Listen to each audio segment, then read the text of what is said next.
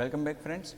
So as I told you in the previous lecture that I will show you few other programs of synchronization of threads in which you can easily get idea, easily you will learn how synchronizing threads affect the output of the program. See, let us take an example here. I am defining one class, say for example, it is sum resource, sum, which will do some sum, arithmetic sum.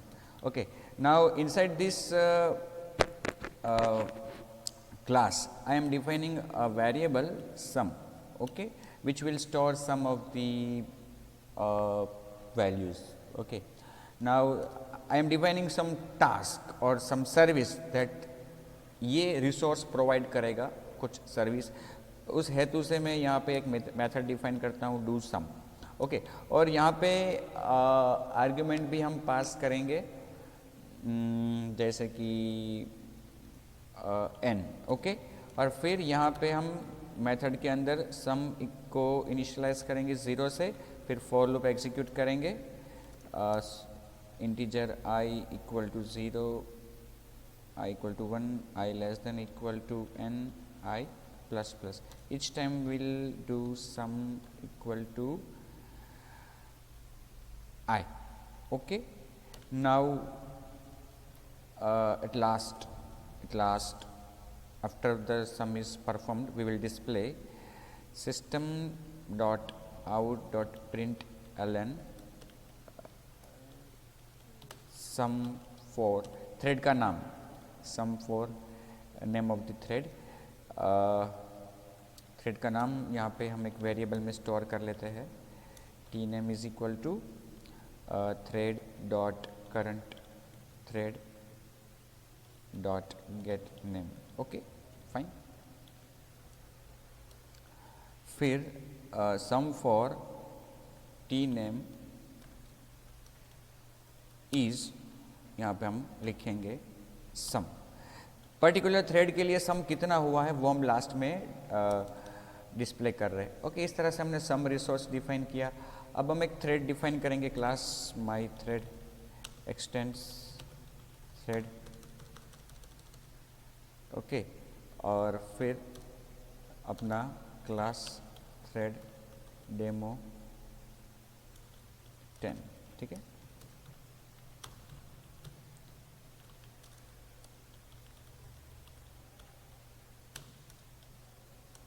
Okay. अब जैसा कि हमने previous programme में किया था, यहाँ पे हम एक वैल्यू लेंगे कि जो जहाँ तक हमें सम करना है वो, और रिसोर्स का ऑब्जेक्ट बनाएंगे. यहाँ पे हमारा रिसोर्स जो है उसका नाम क्या है, सम रिसोर्स.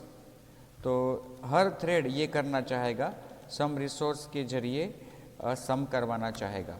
हम यहाँ पे डिफाइन करेंगे माई थ्रेड क्लास का कंस्ट्रक्टर, जिसमें पहली आर्गुमेंट रहेगी स्ट्रिंग का ऑब्जेक्ट नेम सपोज, और दूसरा सम रिसोर्स. Okay, S R. यहाँ पे जो पहली आर्ग्यूमेंट, हाँ, एक n भी देना पड़ेगा, इंटीजर n. पहली आर्ग्यूमेंट जो नेम है वो हम पास कर रहे हैं सुपर क्लास के कंस्ट्रक्टर को. फिर this dot S R equal to S R and this dot n equal to n. Okay. फिर हम कॉल करेंगे स्टार्ट मेथड को, और जैसे ही स्टार्ट मेथड कॉल होती है वो क्या करेगी, रन मेथड को एग्जीक्यूट करेगी. और रन मेथड के अंदर हम अपने पास जो ऑब्जेक्ट है एस आर सम रिसोर्स का, उसके ज़रिए हम करेंगे डू सम. कहाँ तक सम करना है, n तक. पर्टिकुलर थ्रेड, हमारा पर्टिकुलर थ्रेड क्या काम करेगा कि उसका जो n है उस n तक, 1 से लेकर n तक का वो सम करेगा. लेकिन वो सम करेगा अपने खुद से नहीं, सम करने के लिए वो सम रिसोर्स की मेथड डू सम का यूज़ करेगा. ठीक है. अब हमारी public static void main method, जहाँ पे हम स्ट्रिंग का पैरा एरे पास करते हैं. फिर हम माई थ्रेड का ऑब्जेक्ट बनाएंगे, लेकिन उसके पहले सम रिसोर्स का एक object S R equal to new some resource. Okay. और फिर माई थ्रेड का object T1 equal to new my thread. पहली आर्ग्यूमेंट नेम पास करना है, सपोज नेम पास करते हैं हम द्वारकेश. फिर सपोज के द्वारकेश को सम करना है 1 से लेकर 10 का, ओके, और वो भी किसके ज़रिए करना है, SR के उपयोग से। फिर T1, T2 और T3 तीन सम करने हैं। T2 जो सपोज हिमांशु, उसको सम करना है 1 से 5 तक का, और T3 अपना T3 जो है उसको सम करना है, पार्थ सम करना है 3 तक का, ओके। अब हम देखो, जैसे ये तीनों कंस्ट्रक्टर कॉल होते, तीनों ही थ्रेड्स बनते हैं, उनके कंस्ट्रक्टर कॉल होंगे जहाँ पे रेफरेंस अलोकेट होंगे और अंत में स्टार्ट कॉल होगी, और ये सम परफॉर्म होगा, ओके। और सपोज कि सम परफॉर्म करने के बाद डिस्प्ले, हम कोई यहाँ पे स्लिप का यूज़ नहीं कर रहे, ठीक है। तो जो मेथड है हमारी डू सम, वो तीनों थ्रेड्स यहाँ पे इकट्ठा यूज़ करेंगे, ठीक है, क्योंकि हमने उसको सिंक्रोनाइज नहीं किया है। आइए देखते हैं कंपाइल करके फिर एग्जीक्यूशन करके कि क्या होता है ऐसे सिनारियो में। Javac thread demo 10.java, Java thread demo 10। देखो द्वारकेश का टोटल कितना आया, sum for Dwarkesh is 55, sum for Himanshu is 15 and sum for Parth is 6। अब देखो अपना प्रोग्राम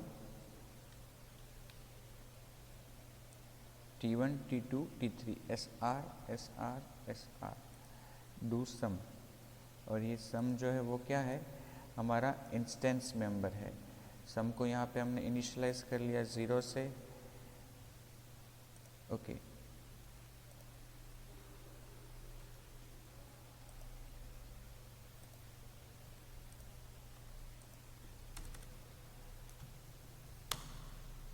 अब देखो आउटपुट में क्या आया, सम फॉर हिमांशु इज 15। पहली बार जब आउटपुट आया तो वो सही आ गया, 5 + 4 9 + 3 12 + 2 14 + 1 15। हिमांशु के लिए 15 आया, पार्थ के लिए 3 + 2 + 1, और द्वारकेश के लिए 1 से 10 का सम 55। लेकिन सेकंड टाइम देखो हिमांशु का सम 15 की जो सही है, पार्थ का सम 6 वो भी सही है, लेकिन द्वारकेश का सम क्या आया 15 की जो गलत है। अभी सही आ गया, अभी सही आ गया।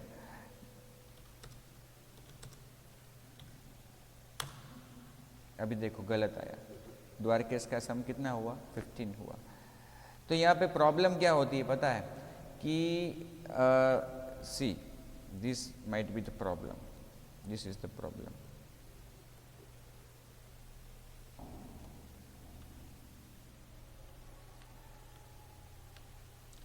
कि जब द्वारकेश थ्रेड रन हुआ तो उसने शुरू किया 1 से, फिर 2, तो 1 से शुरू किया तो उसने क्या किया, sum equal to sum plus 1, मतलब कि 1 आया बराबर। फिर sum equal to sum plus 2, तो 1 + 2 क्या आया 3 आया।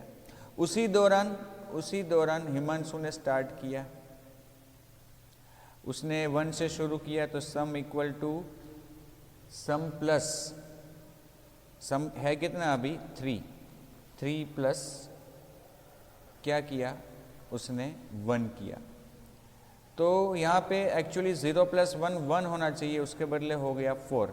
हिमांशु ने शुरुआती कहाँ से की 4 से की, फिर आगे बढ़ा sum equal to sum plus 2, तो कितना हो गया 6। उसी दौरान पार्थ ने भी एग्जीक्यूशन शुरू किया, सम इक्वल टू, उसने 1 से शुरू किया, sum equal to sum plus 1, लेकिन जब पार्थ ने शुरू किया तो सम की वैल्यू 6 हो गई, 6 + 1 7 से शुरू हुआ। इस तरह से वापस जब द्वारकेश रन होता है i = 3 के लिए, तो सम उसका एक्चुअली हो गया है कितना 7, और +3 होगा 10।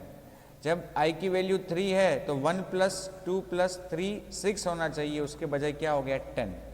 हिमांशु के लिए जब i की वैल्यू 2 है तो सम 1 + 2 3 होने के बजाय कितना हो गया 6 हो गया। और पार्थ के लिए जब i की वैल्यू 1 है तो सम 1 होना चाहिए, उसके बजाय हो गया 7। ये प्रॉब्लम है, ये प्रॉब्लम जनरेट होती है। अगर हम यहाँ पे स्लिप का यूज़ करें, अगर हम यहाँ पे सपोज थोड़ी देर तक थ्रेड को बिजी कर दे, अगर देखो यहाँ पे लूप के अंदर हम थ्रेड को बिजी कर देते हैं, ट्राई ब्लॉक में थ्रेड डॉट स्लिप 250,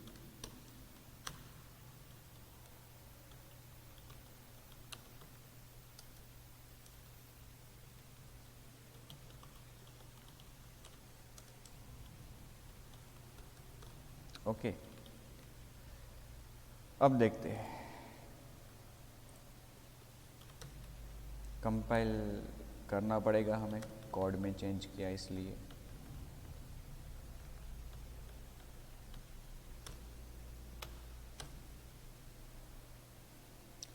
पार्थ का सम 24, हिमांशु का सम 34 और द्वारकेश का सम 74, तीनों ही गलत है। पार्थ का सम होना चाहिए 6, हिमांशु का सम होना चाहिए 15, सही मायने में, सही अर्थ में, और द्वारकेश का होना चाहिए 55। तो ये जो प्रॉब्लम यहाँ पे आ रही वो इसलिए आ रही कि तीनों थ्रेड्स एक साथ काम कर रहे हैं, एक साथ एक ही रिसोर्स के ज़रिए एक ही काम कर रहे हैं। इसलिए अगर हम इस मेथड को डू सम को सिंक्रोनाइज कर दें, फिर अगर देखें हम, देखिए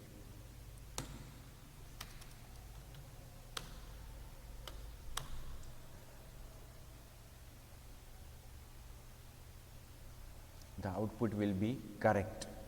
द्वारकेश 1 से 10 का सम 55, पार्थ 1 से 3 का सम 6 और हिमांशु 1 से 5 का सम 15। तो ये होता है सिंक्रोनाइजेशन की असर, क्योंकि यहाँ पे हम सही मायने में सही ढंग से करना चाहते हैं 1 से n का सम, लेकिन अगर सभी थ्रेड्स अपना ये काम एक साथ करेंगे then you can see that output is not correct. So ये था मेरा दूसरा एग्जाम्पल, और एक एग्जाम्पल के साथ मैं आपसे मिलूँगा नेक्स्ट वीडियो में।